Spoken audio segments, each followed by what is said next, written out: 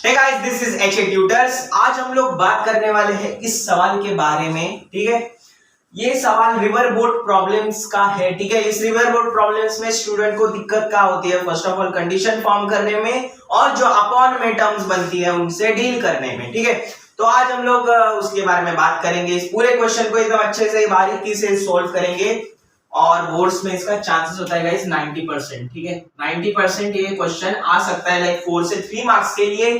तो ये बहुत ही ज्यादा इंपॉर्टेंट क्वेश्चन है।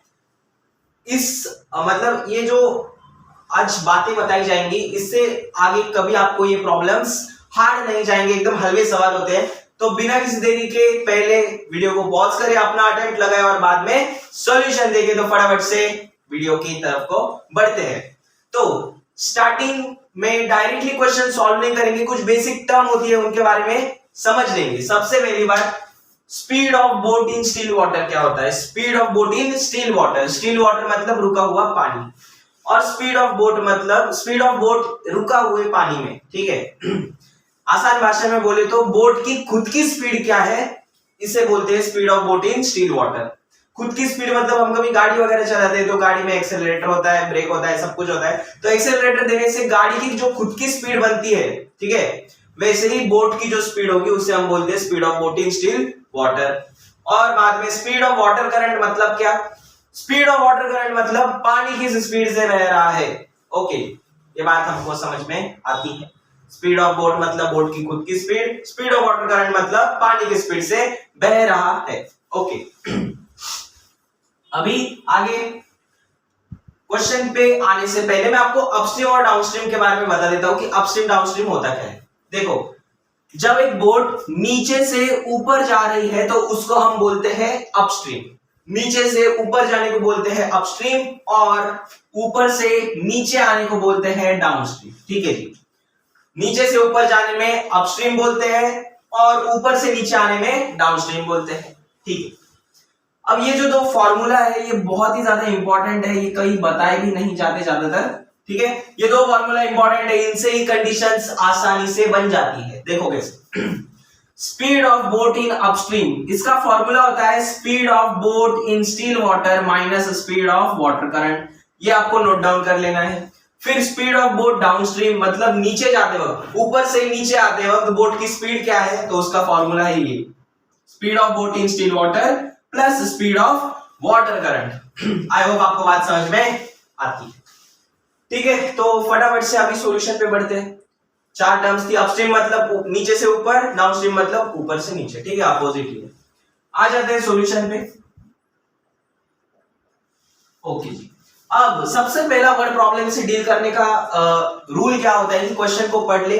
क्वेश्चन ज्यादा टफ लग रहा है तो मतलब उसकी इंग्लिश ज्यादा टफ लग रही है तो उसको हिंदी में कन्वर्ट करके क्वेश्चन समझना मेन बात होती है। तो क्वेश्चन को समझते क्या दिया है, a boat takes 2 hours to travel 60 kilometres downstream and 20 kilometres upstream. हाँ जी, क्या बोला? एक बोट है, नाव है, ठीक है, जहाज बोल सकते हैं, वो 60 किलोमीटर्स 60 किलोमीटर ऊपर से नीचे आने में और 20 किलोमीटर नीचे से ऊपर जाने में 2 घंटे लगा दिए। बात खत्म। ठीक है जी, फिर क्या बोला है, it takes 18 upon 10 hours to travel 36 kilometre downstream and 24 kilometre upstream. इसका मतलब क्या है, वही जो बोट है वो 18 अपॉन 10 आवर्स लेती है। ठीक है, 18 बटे 10 आवर्स लेती है 36 किलोमीटर, 36 किलोमीटर ऊपर से नीचे आने में और 24 किलोमीटर नीचे से ऊपर जाने में। बात खत्म। ठीक है जी, हमसे पूछा क्या है, find speed of boat in still water and speed of water current. हमसे बोट की खुद की स्पीड पूछी है और पानी किस स्पीड से बह रहा है वो पूछा है। ठीक है जी, तो इसको सॉल्व करने के लिए पहला अप्रोच क्या लगा है आ जाओ। सबसे पहले अज्यूम करना होता है, लेट करना होता है। तो जो क्वेश्चन में हमेशा जो पूछा है ना उसी को ही लेट करना है। तो हमसे क्या पूछा है, speed of boat in still water और वाटर करंट की स्पीड। तो कर लेते जी, let speed of boat, let speed of boat in still water be x, still water be x. बहुत बढ़िया। ठीक है जी, इसको एक्स मान लिया तो इसको वाई मान लेते हैं। आ जाओ, तो लिख देंगे let speed of water current be y, let speed of water current be y. आगे अब डायरेक्टली कंडीशंस पे जाएंगे sir, by first condition second condition नहीं। अपस्ट्रीम डाउनस्ट्रीम वाले प्रॉब्लम में पहले speed of boat in upstream निकाल लो और speed of boat in downstream निकालो, किसके रिस्पेक्ट में, एक्स और वाई के। चलिए बताते हैं, लिख देते हैं यहां पर स्पीड ऑफ बोट अपस्ट्रीम। ठीक है, अपस्ट्रीम का फॉर्मूला क्या है, स्पीड ऑफ बोट अपस्ट्रीम का फॉर्मूला है speed of boat in still water. Speed of boat in still water हमने क्या अज्यूम किया है, x, तो यहां पर x लिख देंगे, माइनस, देखो यहां पर माइनस है तो माइनस आ गया, minus speed of water current. Speed of water current को हमने माना है y, तो लिख देंगे y, यहां पर किलोमीटर पर आवर। ठीक है, ये स्पीड है, किलोमीटर पर आवर, यूनिट लिखना जरूरी है। ठीक है, x minus y kilometre per our. Speed of boat upstream, speed of boat in still water minus speed of boat in water current, sorry मतलब स्पीड ऑफ वाटर करंट। आगे अभी speed of downstream लिख लेते हैं, speed of boat downstream. ठीक है, downstream में क्या आ जाएगा फॉर्मूला, देखो speed of boat in still water वो थी अपने पास x, यहां पर प्लस साइन तो प्लस साइन, और क्या आ गया, speed of water current. Speed of water current को हमने माना है y, तो ये आ गया x plus y kilometre per hour. ठीक है, बहुत बढ़िया। आगे चलते हैं, अब यहां से फर्स्ट कंडीशन वगैरह लगाना स्टार्ट करते हैं, अभी क्वेश्चन हलवा हो जाएगा। कुछ नहीं, हमने स्पीड ऑफ बोट को x अज्यूम किया, वाटर करंट की स्पीड को y अज्यूम किया। स्पीड ऑफ बोट अपस्ट्रीम हो जाएगा x minus y according to the formula, downstream हो जाएगा x plus y according to the formula. अभी आते हैं बाय फर्स्ट कंडीशन पे, लिख लेते हैं by first condition. By first condition तो पहली कंडीशन क्या दी है, a boat takes 2 hours to travel 60 kilometre downstream and 24 kilometre upstream. ये अपनी फर्स्ट कंडीशन है, कितनी, ये इतनी, ये पूरी फर्स्ट कंडीशन है। अब इसे कैसे लिखना है वो जान लेना, जिसको छोटी सी भी थोड़ी सी भी फिजिक्स आती है उसको ये फॉर्मूला पता है, time equals to distance upon speed. हाँ जी, time equals to distance upon speed. हाँ, ये फॉर्मूला याद में रखना है, याद में नहीं लर्न ही कर लेना है। ठीक है, बहुत इंपॉर्टेंट है, time equals to distance upon speed. ठीक है, अब फर्स्ट कंडीशन में टाइम कितना है जी, 2 आवर्स। चलो बाद में लिखते हैं, पहले डिस्टेंस अपॉन स्पीड का फर्स्ट कंडीशन लिख लेते हैं। कैसे, देखो 60 किलोमीटर डाउनस्ट्रीम, तो डाउनस्ट्रीम का डिस्टेंस अपॉन स्पीड लिखना है पहले, डाउनस्ट्रीम का डिस्टेंस अपॉन स्पीड आ जाएगा। देखो डिस्टेंस कितना था 60, तो 60 अपॉन में डाउनस्ट्रीम की स्पीड कितनी है x प्लस वाई, तो लिख देंगे x प्लस वाई। ओके जी, प्लस में अपस्ट्रीम का डिस्टेंस अपॉन स्पीड लिखना, तो अपस्ट्रीम का डिस्टेंस कितना है 20, लिख देंगे 20 अपॉन में अपस्ट्रीम की स्पीड कितनी है x माइनस वाई। ठीक है, टोटल इतनी जर्नी करने में कितने लगे 2 आवर्स, तो लिख देंगे 2। ये हो गया अपनी इक्वेशन नंबर 1। ठीक है, अब यहाँ पर वो बाय सेकंड कंडीशन वगैरह लिखकर आप सेकंड कंडीशन भी इसी फॉर्म में लाओ। तो क्या दिया है 36 किलोमीटर डाउनस्ट्रीम, तो लिख देंगे डाउनस्ट्रीम का डिस्टेंस क्या आ जाएगा 36 और उसकी स्पीड क्या है x प्लस वाई।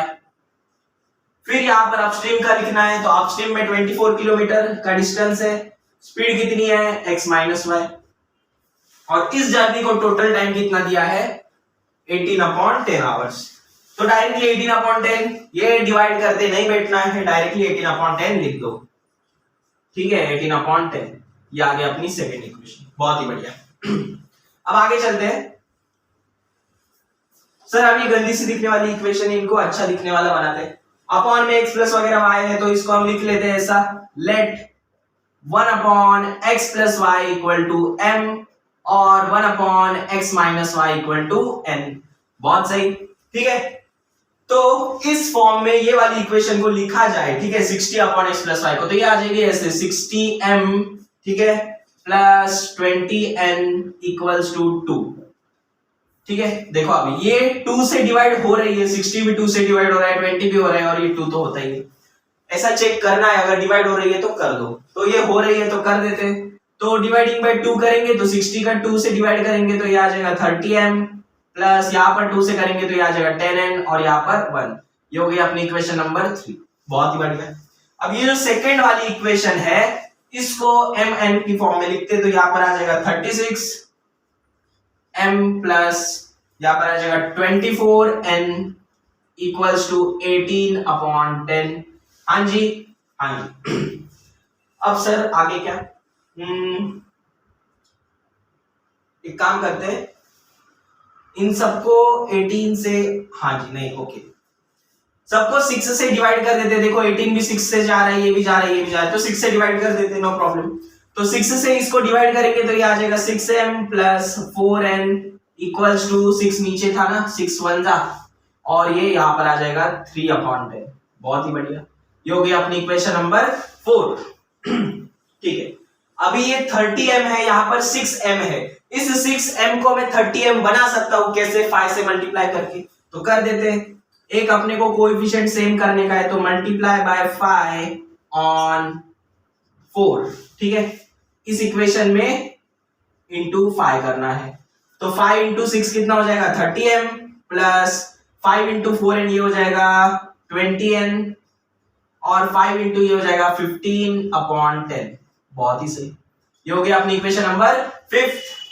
अभी क्या करें सर, 30m सेम दिख रहे हैं, साइन भी सेम है, तो सब्ट्रैक्ट कर दो, तो कर देते, सब्ट्रैक्ट 3 and 5, तो 3 and 5 को सब्ट्रैक्ट करेंगे, यहां पर आ जाएगा 30m plus 10n equals to 1। Subtract करते वक्त जब नीचे आते हैं तब साइन चेंज हो जाते हैं, तो 30m प्लस है यहाँ पर माइनस 30m, 20n प्लस है यहाँ पर माइनस 20n, और 15/10 यहाँ पर कैंसिल आउट हो सकता है, देखो 5 2 जा 5 3 जा, तो ये आ जाएगा यहाँ पर -3/2। बहुत ही बढ़िया। अब आगे देखते, देखो ये कट हो जाएंगे, ये हो गए कैंसिल, यहाँ पर आ जाएगा -10n इक्वल्स टू, अब सर ये क्या लिखा है, अगर हम इसे सिंप्लीफाइड फॉर्म में देखें तो ठीक है, इन दोनों को मिक्स करके तो ये ऐसा लिखा है 1 - 1.5, ठीक है ना, 3/2 1.5 होता है, तो ये हो जाएगा इन शॉर्ट -½ ठीक है। यहाँ पर अगर आप कैलकुलेशन करोगे तो ये -½ लिखा है। सर यहाँ से माइनस माइनस उड़ गया, बहुत बढ़िया। यहां से n की वैल्यू निकालेंगे तो आ जाएगी 1/2 और फिर डिवाइड में 10। ओके जी, ठीक है ना, यहां से डिवाइड में 10 आ जाएगा और 10 ऊपर चला जाएगा यहां पर, तो n equals to 1/20। Sir box नहीं बनाना है, ठीक है, अभी बॉक्स नहीं बनाना है। n की वैल्यू को अंडरलाइन कर दो, बहुत बढ़िया, n की वैल्यू आ गई। n की वैल्यू को किसी भी इक्वेशन में डाल के m की वैल्यू निकाल लो, तो सर किस में डालें, आई गेस ये वाली अच्छी होगी, इस पे डालते हैं। तो put n equals to 1/20 in इसमें फिफ्थ में, तो ये आ जाएगा 30m plus 20 into 1/20 equals to 3/2। Okay, 20 से 20 गया तो 30m इक्वल्स टू 3/2, ठीक है ना। हाँ, यहाँ पर 1 बचेगा तो ये 1 यहाँ पर माइनस करेगा तो -1, ये आ जाएगा 30m इक्वल्स टू, ये माइनस करेंगे तो हाफ आ जाएगा और m की वैल्यू आ जाएगी 1/2 अपॉन में 30 इधर आ जाएगा तो ये होगा 1/60। बहुत ही बढ़िया, आ गया आंसर। आगे अब रिसब्स्टिट्यूट वगैरह का नाटक आप लोग यहाँ पर लिख लेना, ठीक है, रिसब्स्टिट्यूटिंग m and n, तो हम लोग डायरेक्टली लिख देते 1/x + y equal to m था, m की वैल्यू हमें पता है 1/60, उसी तरह से इसको उसी तरह से 1/x - y इक्वल टू हमको पता है n की वैल्यू है, यहाँ पर n है ना, ठीक है, यहाँ पर अज्यूम किया था, तो n हमको पता है 1/20 लिख देंगे, क्रॉस मल्टीप्लाई करेंगे तो ये आ जाएगा x + y इक्वल टू 60। ये हो गई अपनी इक्वेशन नंबर कितनी हो गई, हाँ जी 6, और इधर क्रॉस मल्टीप्लाई करेंगे तो आ जाएगा x - y equal to 20। Sir आगे क्या करें, अभी इन इक्वेशंस को सॉल्व कर लो, x और y आंसर आ जाएंगे, और x और y हमने अज्यूम किया था तो डायरेक्टली आंसर आ जाएंगे। तो यहाँ पर मैं सॉल्व करते नहीं बैठूंगा, ठीक है, उतनी जगह भी नहीं है, डायरेक्टली आंसर लिख देते हैं सर माइंड में कैलकुलेशन करके।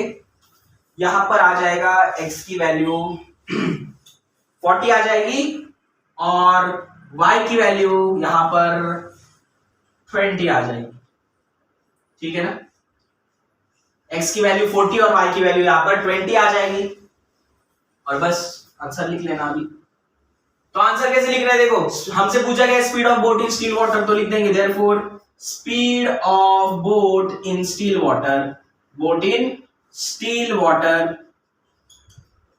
सर क्या है स्टील वाटर में, उसकी स्पीड हमने अज्यूम की थी x और x की वैल्यू कितनी है 40, तो लिख देंगे 40 किलोमीटर्स पर आवर। बहुत बढ़िया। अब यहां पर लिख देंगे therefore speed of water current, speed of water current क्या अज्यूम किया था y, और y की वैल्यू क्या आ गई 20 किलोमीटर्स पर आवर। तो इसी के साथ हमने ये क्वेश्चन भी सॉल्व कर लिया।